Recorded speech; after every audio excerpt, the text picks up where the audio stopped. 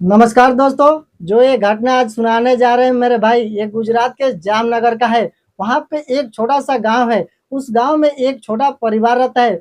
परिवार में कुल 5 लोग रहते हैं। 2 बहन रहती है, 2 भाई रहता है और उसके मम्मी रहती है। पापा नहीं रहते मेरे भाई। लेकिन जब भी ये लोग सुबह पढ़ने जाते थे तो मंदिर पे जाते थे पूजा करने के लिए। वहाँ पर बहुत बड़ा सा मंदिर है मेरे भाई, और वहाँ ज्यादा भीड़ लगता था। लेकिन मेरे भाई, कहानी में बने रहना, देखना लड़की के साथ क्या होता है। पंडित बहुत गलत काम करता है। लड़की जब भी पढ़ने जाती थी तो मंदिर पर जाती थी और पूजा करती थी, उसके बाद जाती थी, फिर शाम को घर आती थी। लेकिन मेरे भाई, जो उसके भाई थे, कारखाना में काम करते थे और अपना घर चलाते थे, क्योंकि उसके पापा नहीं थे और घर का पूरा जिम्मेदारी उसके भाई लोग संभालते थे और पढ़ाई का भी खर्चा इन लोगों को देते थे। और थोड़ा थोड़ा टाइम जब बचता था भाई के पास तो ओवर टाइम में जॉब करते थे। भाई के साथ बहन भी हेल्प कराती थी। जब शाम को क्लास करके स्कूल से घर आती थी तो अपने घर पे ही कोचिंग कराती थी। कॉलोनी में जितने छोटे छोटे लड़के रहते थे, घर पर आते थे ट्यूशन करने के लिए। इस ट्यूशन से उन लोगों का खर्चा पानी थोड़ा बहुत निकल जाता था। लेकिन मेरे दोस्त भाई लोग जो थे वो सबसे ज्यादा मेहनती थे, घर का पूरा जिम्मेदारी संभालते थे और बहन भी थोड़ा थोड़ा करती थी। लेकिन मेरे भाई, एक बार क्या होता है कि उसके भाई को काम मिल जाता है बाहर जाने के लिए। लेकिन उसकी बहन जाने से मना कर देती है, बोलती है कि भैया अगर तुम चले जाओगे तो घर कौन संभालेगा। तो बोलता है भाई कि छोटा भाई है ना, वो सब देखेगा, मैं जाता हूँ बाहर। बाहर जाऊंगा तो ज्यादा पैसा आएगा और घर का स्थिति भी देख रही हो, पापा नहीं है। बहन बोलती है कि ठीक है भैया, जाओ अपना ख्याल रखना। लेकिन मेरे दोस्त भाई जाता है, लेकिन जाने का उसका मन नहीं करता है।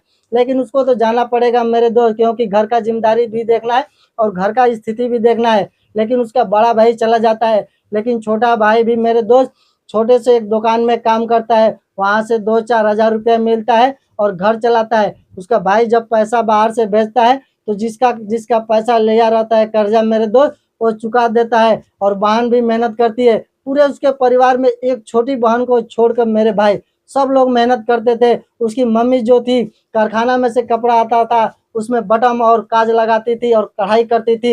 एक बार क्या होता है मेरे दोस्त, ऐसा घटना घटता है कि जो लोग कभी सोचे नहीं थे। क्या होता है मेरे भाई, जब उसका भाई काम पे जाता है तो उसका एक्सीडेंट हो जाता है और एक्सीडेंट में मेरे भाई उसका हाथ और एक पैर टूट जाता है। तो इसके लिए वो काम करने लायक नहीं रहता है। उसकी बहन पूरा रोने लगती है, मम्मी भी रोने लगती है। जब एक खबर उसका बड़ा भाई सुनता है मेरे दोस्त, तो वहीं पर वो रोने लगता है, काम नहीं करता है, बोलता है कि मैं घर आऊंगा।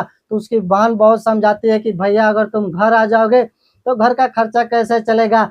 छोटे भाई की स्थिति देख रहे हो ना, कि दवा भी चलाना है और भाई काम पे भी नहीं जा सकता, उसका हाथ पैर सही नहीं है। बहुत समझाने के बाद मेरे दोस्त उसका भाई समझता है, बोलता है कि ठीक है, जितना पैसा लगेगा मैं पैसा अरेंज करता हूँ, भेजूंगा, तुम लोग बस अच्छे से दवा कराना। इतना बात सुनकर उसकी बहन बोली कि ठीक है भैया, हम लोग पूरा कोशिश करेंगे कि भैया पूरा जल्दी से ठीक हो जाए। लेकिन मेरे दोस्त दवा चलता रहा, लेकिन फिर भी वो सही नहीं हो पाता था। उसका ऑपरेशन भी कराना पड़ा उसके छोटे भाई का, और इसमें इतना पैसा लग गया, उसके भाई को और कर्जा लेना पड़ गया। पूरे 6 महीने दवा चलने के बाद मेरे दोस्त उसका भाई पूरा अच्छे तरह से ठीक हो गया और रोजाना के तरह वो काम पे जाने लगा। लेकिन मेरे दोस्त, एक बार क्या होता है, जब उसकी बहन स्कूल के लिए घर से निकलती है और जाती है मंदिर पर, मंदिर पर जाने के बाद देखती है कि वहाँ भीड़ नहीं है।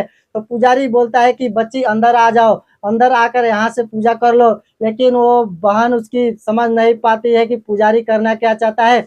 पुजारी उसको पकड़ लेता है, बोलता है कि बेटी इधर से पूजा करो। लेकिन वो घर आती है, स्कूल नहीं जाती है और अपने मम्मी से बोलती है कि मम्मी, जब मैं मंदिर गई थी तो पुजारी ने मेरा हाथ पकड़ लिया था, बोला कि बेटी अंदर से पूजा करो।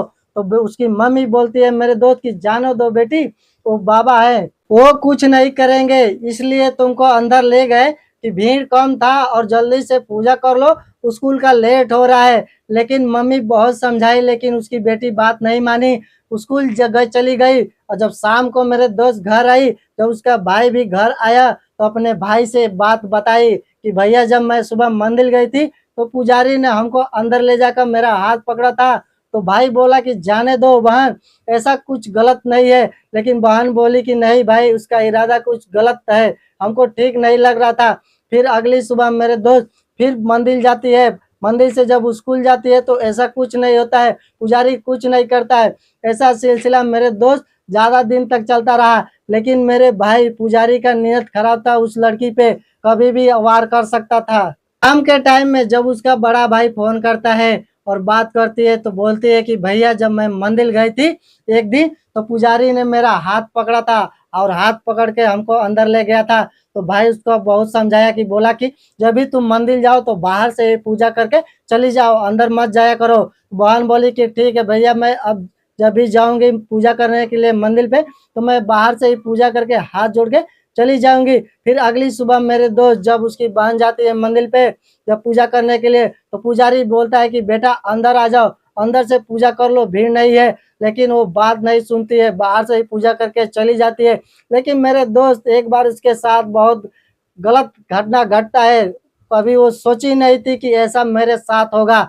जब एक बार वो जाती है, उसकी छोटी बहन उस दिन मेरे दोस्त कॉलेज नहीं जाती है, वो अकेले जाती है और मंदिर पर जाती है पूजा करने के लिए। तो पुजारी ने मेरे दोस्त उसको पकड़ लेता है और पकड़ के अंदर ले जाता है और अंदर ले जाकर मेरे दोस्त उसके साथ जबरदस्ती करने लगता है और वो चिल्लाने लगती है और चिल्लाती तो मेरे दोस्त कोई सुनने वाला नहीं था, क्योंकि वहाँ पे लोग नहीं थे उस दिन पे। फिर क्या होता है, मेरे दोस्त कैसे भी छुड़ाकर वहां से वो भागकर घर आई और घर आके अपने मम्मी से बोली कि मम्मी मेरे साथ पुजारी पकड़कर जबरदस्ती कर रहा था गलत काम करने के लिए। लेकिन उसकी मम्मी बात इग्नोर कर दी मेरे दोस्त, उसका बात कोई सुनने वाला नहीं था उसके घर में। उसका भाई भी वैसा ही था, जब भी अपने भाई से बोलती थी तो बात इग्नोर कर देता था। फिर क्या हुआ मेरे दोस्त, अब उसकी बहन मंदिर जाना बंद कर देती है, 2 4 10 दिन मंदिर नहीं जाती है। उसके बाद फिर मन में सोचती है कि मंदिर नहीं जा रही हूँ तो मेरा दिन में अच्छा नहीं बीत रहा है, क्यों ना मंदिर चलते हैं। अगले दिन मेरे दोस्त मंदिर जाती है तो पुजारी क्या करता है, मेरे दोस्त लड़की को पकड़ कर अंदर लेके चला जाता है मंदिर में। और मंदिर में ले जाकर मेरे दोस्त जबरदस्ती संबंध बनाता है। संबंध बनाने के बाद मेरे दोस्त पुजारी वहां से भागने लगता है और ये चिल्लाती हुई पूरा गांव में हल्ला कर देती है कि मेरे साथ पुजारी ने जबरदस्ती संबंध बनाया। मेरे भाई क्या करते हैं, गांव वालों ने पुजारी को पकड़कर बहुत मार मारते हैं। मार मारने के बाद मेरे दोस्त पुलिस को फोन करते हैं। पुलिस जब आती है तो पुजारी को पकड़ कर लेके चली जाती है।